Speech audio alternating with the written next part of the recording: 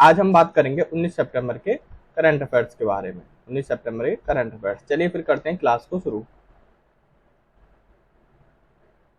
बात करें KVIC यानी क्वेबेक की खाद्य उत्पाद को बढ़ावा देने के लिए 3 समझौते जो ज्ञापन है उन पर हस्ताक्षर किए गए हैं। KVIC की बात करें या क्वेबेक की बात करें, ये खादी और ग्रामोद्योग उद्योग है। ये संगठन को आधुनिक बनाने और युवाओं के बीच में अपने जो उत्पाद है उनको लोकप्रिय बनाने के लिए 3 अलग अलग जो समझौते हैं इन पर हस्ताक्षर किए गए हैं। प्रसारी भारती यानी कि NBCC यानी कि Prasar Bharati NBCC India limited और डिजिटल इंडिया कॉरपोरेशन के साथ इन्होंने ये समझौता किया है। प्रसार भारती में जो एंकर होते हैं वो जल्दी जो खादी प्रदान होते हैं उनमें ये नजर आएंगे।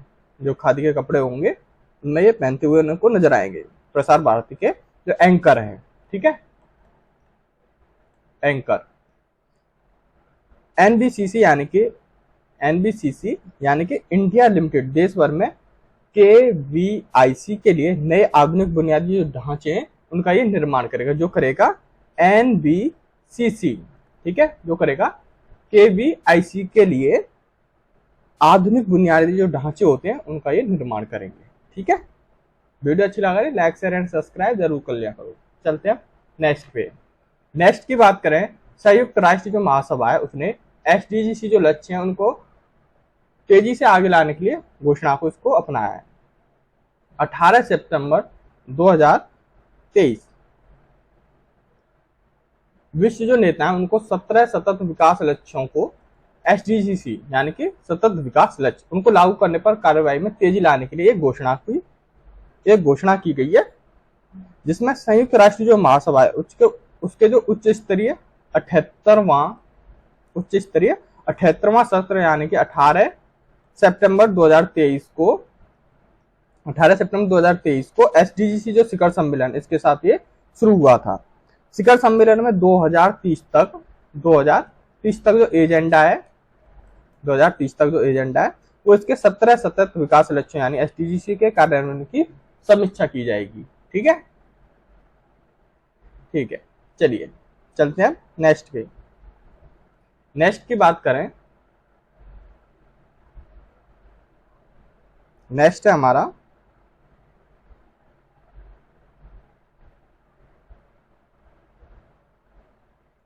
सरकार ने G20 की अध्यक्षता पर प्रकाश डालते हुए पीपुल्स G20 ई बुक का अनावरण किया है। जो किया है हमारी गवर्नमेंट ने। सूचना और प्रसारण मंत्रालय सचिव अपूर्व चंद्रा ने नई दिल्ली में भारत की G20 जो प्रेसिडेंसी उस पर पीपुल्स G20 नामक एक ई बुक का इसने अनावरण किया है। पुस्तक में 3 भाग होंगे, इसके 3 भाग हैं इस पुस्तक के जिसका अनावरण किया गया है। पहले भाग 9 से 10 सितंबर 2023 को नई दिल्ली में आयोजित G20 शिखर सम्मेलन में से संबंधित है। पुस्तक का जो उद्देश्य है वो विशेषज्ञों को भारत की G20 जो प्रेसिडेंसी है उस पर अपने दृष्टिकोण साझा करने के लिए एक मंच प्रदान करता है, इसलिए ये ई बुक का अनावरण किया गया है गवर्नमेंट की ओर से। पीपुल्स G20, इस जो पीपुल्स G20 में 9 से 10 सितंबर तक जो हमारा G20 शिखर सम्मेलन चला था भारत मंडपम में जो G20 सम्मेलन चला था दिल्ली में, इसके बारे में इसमें लिखा हुआ है, इससे संबंधित भी इसमें लिखा हुआ है इस बुक में। ठीक है,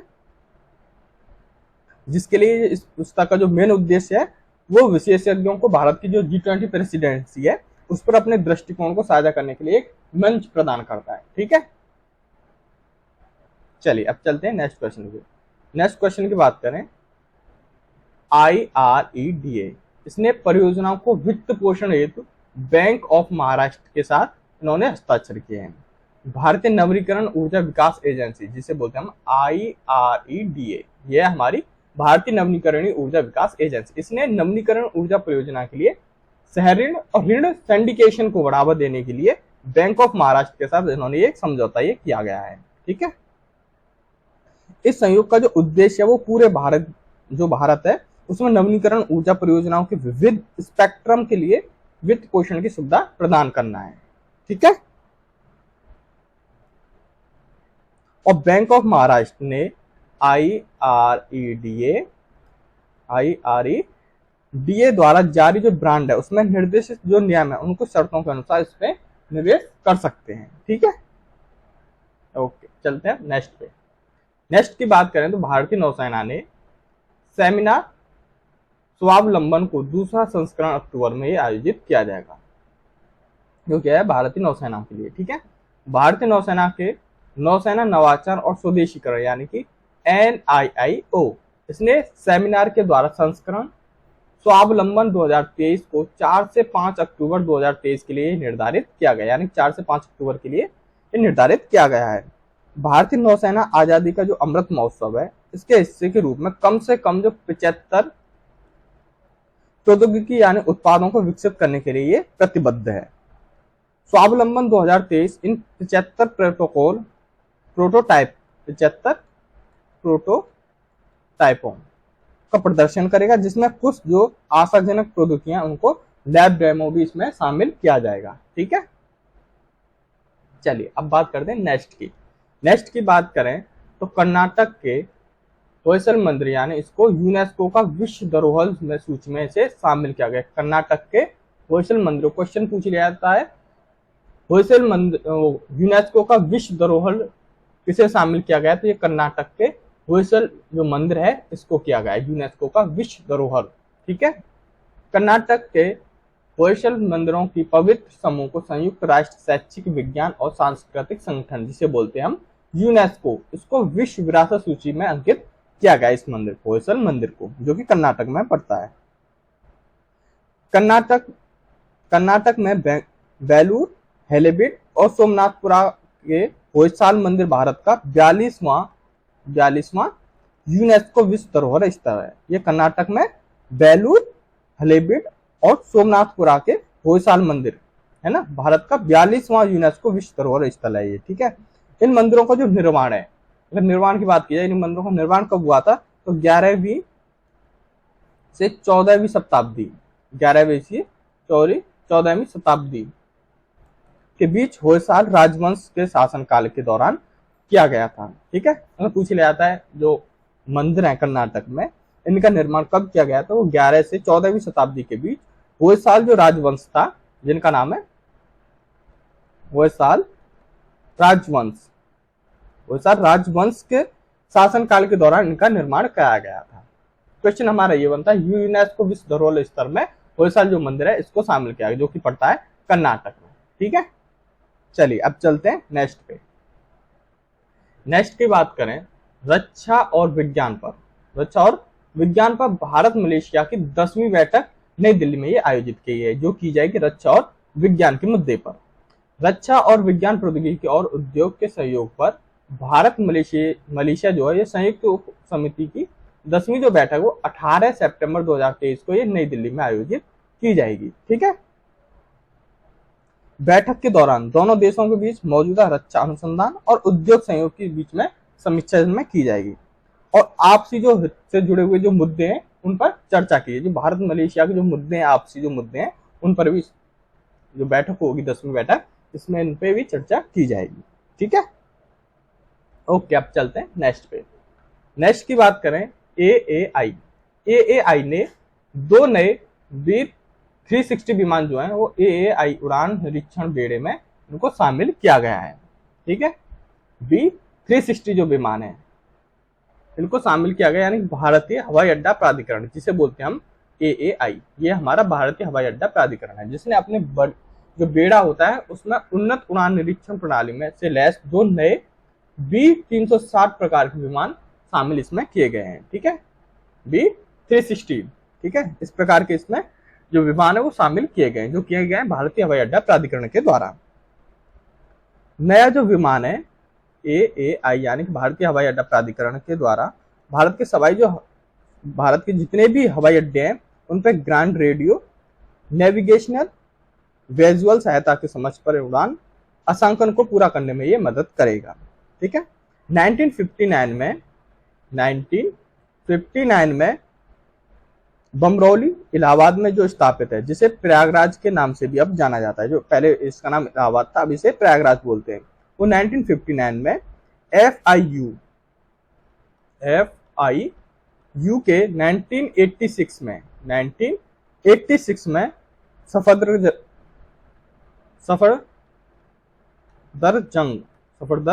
जंग में हवाई अड्डे पर स्थानांतरित इसे कर दिया गया था। ठीक है, ओके, चलते हैं नेक्स्ट पे। नेक्स्ट की बात करें, NHAI ने बेंगलुरु में MMLP विकसित करने के लिए एक समझौता इन्होंने ये किया गया है, जो कि भारतीय राष्ट्रीय राजमार्ग प्राधिकरण जिसे हम बोलते हैं वो है हमारा NHAI। ये हमारा भारतीय राष्ट्रीय राजमार्ग प्राधिकरण। इसको 100% स्वामित्व वाली जो कंपनी है उनको नेशनल हवाई लॉजिस्टिक्स मैनेजमेंट लिमिटेड ने बेंगलुरु में मल्टी मॉडल लॉजिस्टिक जो पार्क है जिसे हम बोलते हैं MMLP के विकास के लिए एक समझौता इन्होंने किया गया है। इस MMLP और PM गति शक्ति राष्ट्रीय मास्टर प्लान के तहत देश में अब तक लागू किया गया पहला और सबसे बड़ा MMLP ये बन जाएगा। ठीक है, जो कि सबसे बड़ा बन जाएगा MMLP लगभग 30 मिलियन मीट्रिक टन यानी कि MMT 30 million metric ton cargo को ये पूरा करेगा। ठीक है, इसके लिए इस पर समझौता किया गया है, जो किया गया है बेंगलुरु में, जिसे PM गति शक्ति के राष्ट्रीय मास्टर प्लान के तहत इसे किया गया है। ठीक है, चलिए अब चलते हैं नेक्स्ट पे। नेक्स्ट की बात करें, दक्षिण अफ्रीका में जोहान्सबर्ग ने 3 साल बाद गांधी वॉक जो है वो फिर से शुरू किया है। जो गांधी वॉक है इसकी शुरुआत की गई दक्षिण अफ्रीका में, जो की है जोहान्सबर्ग जो एरिया है इसमें ये की गई है। ये 3 साल बाद दोबारा से शुरू की जा रही है। दक्षिण अफ्रीका के जोहान्सबर्ग में वार्षिक गांधी वॉक का 35वां संस्करण जो है वो 18 सितंबर 2023 को शुरू हुआ है। ये कौन सा संस्करण है? ये 35वां संस्करण। ये पॉइंट होते हैं, इनको नोट भी कर लिया करो। ठीक है ना। ये जो कार्यक्रम है ये कोविड-19 की महामारी के कारण 3 साल की देरी के बाद ये आयोजित किया गया था। कोविड-19 की जो वो हुई थी महामारी जो आई थी, इसके बाद ये अब आयोजित किया जा रहा है। गांधी वॉक जो है एक वार्षिक कार्यक्रम है जो भारतीय नेता महात्मा गांधी की विरासत और दक्षिण अफ्रीका में योगदान का ये सम्मान करता है, इसलिए ये आयोजित किया जाता है गांधी वॉक। 6 किलोमीटर की पदयात्रा में 2000 से अधिक लोग इसमें शामिल होते हैं। 2000 से भी अधिक लोग शामिल होते हैं और ये 6 किलोमीटर की पदयात्रा होती है। ठीक है, चलिए चलते हैं हम नेक्स्ट पे। नेक्स्ट की बात करें तो भारतीय तटरक्षक बल के द्वारा जो तटीय सुरक्षा अभ्यास जो है जिसका नाम रखा गया ऑपरेशन सजग, इसे आयोजित किया जाएगा। जो किया जाएगा भारतीय तटरक्षक बल के द्वारा ये आयोजित किया जाएगा। ये एक अभ्यास होगा, सुरक्षा अभ्यास होगा जिसका नाम दिया गया ऑपरेशन सजग। भारतीय तटरक्षक द्वारा 18 सितंबर 2023 को पश्चिमी तट पर तटीय सुरक्षा ड्रिल ऑपरेशन सजग को आयोजित ये कर रही है। ठीक है, इस ड्रिल में समुद्र में मछली पकड़ने वाली जो सभी नौकाओं और नौकाओं पर शिल्पों के जो दस्तावेज होते हैं उनके चालक दल के पासों की जांच की सत्यापन भी इसमें शामिल किया गया है। विभिन्न तटीय सुरक्षा उपायों के कार्यान्वयन को सत्यापित करने और महत्वपूर्ण जो सबक है उसको सामने लाने के लिए हर महीने 1 दिवसीय अभ्यास इसमें आयोजित किया जाता है। ठीक है, चलिए अब बात करते हैं नेक्स्ट की। तो नेक्स्ट की बात करें तो राज्यसभा के अध्यक्ष जो है उन्होंने 50% महिला सांसदों के लिए उपाध्यक्षों का पैनल गठित किया गया है। जो किया गया है 50% महिला सांसदों के साथ। ठीक है, उपाध्यक्षों का पैनल। राज्यसभा के सभापति जिनका नाम है प्रेजेंट, जो हमारे प्रेजेंट में वर्किंग है, जिनका नाम है जगदीप धनखड़। इन्होंने 50% महिला सांसदों के साथ उपाध्यक्षों के पैनल का पुनर्गठन की इन्होंने ये घोषणा की गई। ये राज्यसभा के, ठीक है, जगदीप धनखड़। ये जो घोषणा है ये संसद के विशेष सत्र के पहले दिन में ये शुरू हुई थी। फर्स्ट दिन ये शुरू हुई थी जिसमें विशेष सत्र हुआ था उसी में। इसका जो उद्देश्य है, अगर उद्देश्य की बात की जाए, इसमें नेतृत्व पदों पर महिला जो सांसद है उनके प्रतिनिधित्व को बढ़ावा देना है, यानी उनको प्रतिनिधित्व को बढ़ाना है। सभापति या उपसभापति की अनुपस्थिति में उपसभापति सदन की अध्यक्षता ये कर सकते हैं। ठीक है, ठीक है। अब चलते हैं नेक्स्ट पे। नेक्स्ट की बात करें, डायमंड लीग 2023 के फाइनल में नीरज जो चोपड़ा है ने ये दूसरे स्थान पर ये रहे हैं। डायमंड लीग 2023 में अगर पूछ रहा है नीरज चोपड़ा जो है डायमंड लीग 2023 में इनका कौन सा स्थान रहा है, तो ये दूसरे स्थान पर रहे हैं। ठीक है, ओलंपिक और विश्व चैंपियनशिप भाला फेंक खिलाड़ी जो है जिनका नाम है नीरज चोपड़ा, नीरज चोपड़ा, जो कि अमेरिका के Howard field diamond league final में ये दूसरे स्थान पर रहे हैं। चेक गणराज्य के जैकब वाल्ड्रेज ने 84.24 मीटर के सर्वश्रेष्ठ थ्रो के साथ अपनी तीसरी डायमंड लीग चैंपियनशिप उन्होंने जीती है, जिनका नाम है चेक गणराज्य के जो है जिनका नाम है जैकब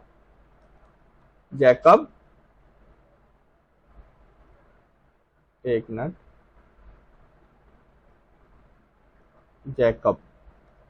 जैकब वाल्ड्रेज, ठीक है, जिन्होंने 84.2 मीटर के साथ सर्वश्रेष्ठ थ्रो था इनका। वाल्ड्रेज जो है उन्होंने पहले बुडापेस्ट वर्ष में काश और चोपड़ा के पीछे टोक्यो ओलंपिक में इन्होंने रजत पदक इन्होंने जीता था। ठीक है, चलिए अब चलते हैं नेक्स्ट पे।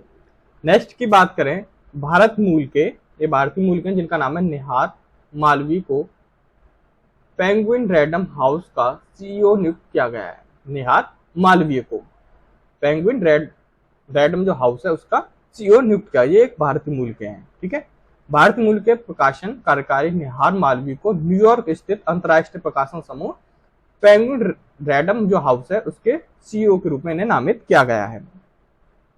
मालवीय 1 जनवरी 2023 को पेंगुइन रैंडम हाउस के अंतरिम सीईओ की भूमिका इन्होंने संभाली थी। ठीक है, मालवीय मार्क्स डोले की जगह ये लेंगे। अगर पूछ लिया इनसे पहले कौन थे, तो वो थे मालवीय मार्क्स डोले, इनकी जगह इन्होंने लिया है, जो लिया निहार मालवीय ने, जो 2022 में साइमन एंड शूटर के लिए पेंगुइन रैंडम जो हाउस है इसकी असफल बोली के बाद ये यहां से चले गए थे। ठीक है, चलिए अब चलते हैं नेक्स्ट पे। नेक्स्ट की बात करें तो नागरिक उड्डयन मंत्री ने सफदरजंग हवाई अड्डे जो है उस पर उड़ान भवन का अनावरण इन्होंने किया गया है। दिल्ली के सफदरजंग जो हवाई अड्डा है इस पर एक एकीकृत कार्यक्रम परिसर उड़ान भवन का उद्घाटन केंद्रीय नागरिक उड्डयन और इस्पात मंत्री जिनका नाम है ज्योतिरादित्य एम सिंधिया, इनके द्वारा इसका अनावरण किया गया है। नए कार्यालय परिसर में एक ही छत के नीचे विभिन्न विमानन नियामक प्राधिकरण इसमें होंगे। ठीक है, इमारत का यथासंभव अधिकतम जो सीमा रहेगी वो दिन के उजाले के उपयोग के लिए डिजाइन किया गया है। उसमें कुशल एलईडी जो फीचर्स हैं वो भी इसमें रहेंगे। ठीक है, धन्यवाद। आज के लिए बस इतना ही, मेरे चैनल में जुड़े रहने के लिए।